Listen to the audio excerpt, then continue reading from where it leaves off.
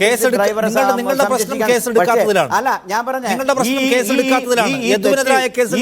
ചെയ്തത് MLA ചെയ്തത് ശരിയാണ്, MLA-യും മേയറും ചെയ്തത് ശരിയാണ് എങ്കിൽ അവിടെ നിന്ന് വേറെ ഡ്രൈവർ ഈ സംഭവം റെക്കോർഡ് ചെയ്ത ഈ സിം കാർഡ് നഷ്ടപ്പെട്ടു എന്ന് നിങ്ങൾ പറയുന്നല്ലോ, അതിനെ ലിങ്ക് ചെയ്ത് തന്നെ നിങ്ങൾക്ക് പറയാം അത് ആരുടെ ഉദ്ദേശമാണ്, ആ സിം കാർഡ് നഷ്ടപ്പെട്ടത് കൊണ്ട് ഉപയോഗം ആർക്കാണ് എന്നുള്ളത് നിങ്ങൾക്ക് എല്ലാവർക്കും ഈ കാര്യങ്ങൾ പോലെ തന്നെ സ്പഷ്ടമാണ്.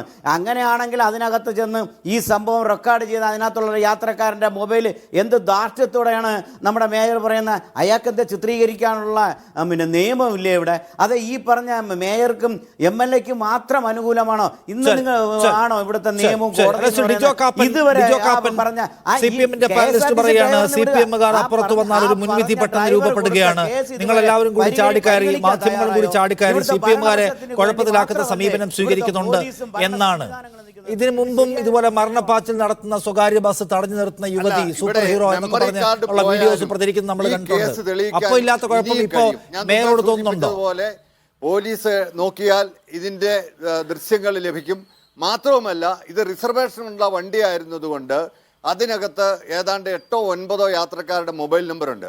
അവരെ വിളിച്ചു വരുത്താം, പോലീസിന് വിളിച്ചു വരുത്തിയിട്ട് ഇങ്ങനെ ആകെ കാണിച്ചിട്ടുണ്ടോ, എന്താ നടന്നതെന്ന് ചോദിച്ചാൽ ആ കാര്യത്തിന് ഇതൊരു തീരുമാനം ഉണ്ടാവും. പിന്നെ ബഹുമാനപ്പെട്ട യുവജന നേതാവ് പറഞ്ഞു എന്തുകൊണ്ട് പിന്നെ സസ്പെൻഡ് ചെയ്യുന്നില്ല എന്ന്. അത് തന്നെയാണ് ഇതിനകത്തുള്ള ഏറ്റവും പ്രധാനം. ബഹുമാനപ്പെട്ട ട്രാൻസ്പോർട്ട് മന്ത്രി ഗണേശൻ കഴിഞ്ഞ ദിവസം മാധ്യമങ്ങളോട് പറഞ്ഞത് ഇത് റിപ്പോർട്ട് വരട്ടെ, പരിശോധിച്ചിട്ട് തീരുമാനം എടുക്കാമെന്നാണ് പറഞ്ഞത്. അല്ലാതെ ഒരു ആരോപണം കേട്ടപ്പോഴേ സസ്പെൻഡ് ചെയ്യുമല്ല. അത് ഞാൻ അതിനെ സ്വാഗതം ചെയ്യുന്നു. എന്താണെന്ന് വെച്ച് കഴിഞ്ഞാൽ തെറ്റ് ചെയ്തിട്ടുണ്ടെങ്കിൽ ബഹുമാനപ്പെട്ട മന്ത്രി അതിനകത്ത് നടപടിയെടുക്കണം.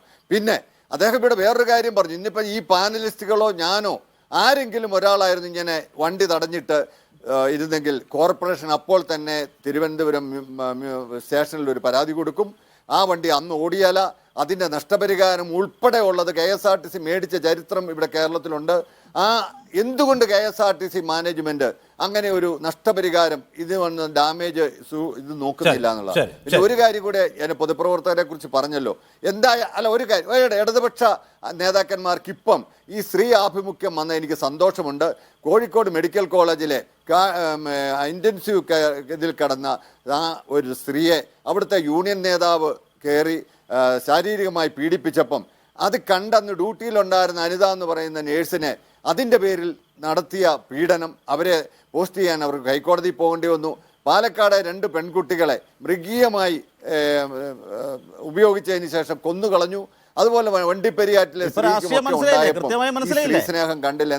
പൊതുപ്രവർത്തകർ എന്ന് പറയുന്നത് ഇടതുപക്ഷ വിരുദ്ധരെ പൊതുപ്രവർത്തകരാക്കി നിങ്ങൾ എല്ലാ ചാനലിസ്റ്റുകളും കൊണ്ടു നടക്കാണ്.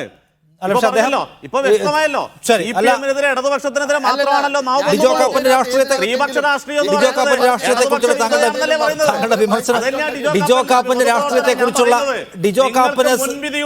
ശരി, നിങ്ങൾ യഥാർത്ഥത്തിൽ വാദിക്കുന്നത് ഇവർക്ക് വേണ്ടിയാണ്. ശരി, ഡിജോ കാപ്പൻ രാഷ്ട്രീയത്തെ കുറിച്ചുള്ള താങ്കളുടെ വിമർശനം അവിടെ നിൽക്കുമ്പോഴും അതിനകത്ത് കോഴിക്കോട് മെഡിക്കൽ കോളേജുമായി ബന്ധപ്പെട്ട് എങ്ങനെയാണ് ഇരയ്ക്കെതിരെ ഭരണകൂടം പെരുമാറിയത് എന്നത് വസ്തുതാപരമായി നമ്മുടെ മുമ്പിലുള്ള സംഗതിയാണ്. ശരി, ഞാൻ അവസാനിപ്പിക്കുന്നു.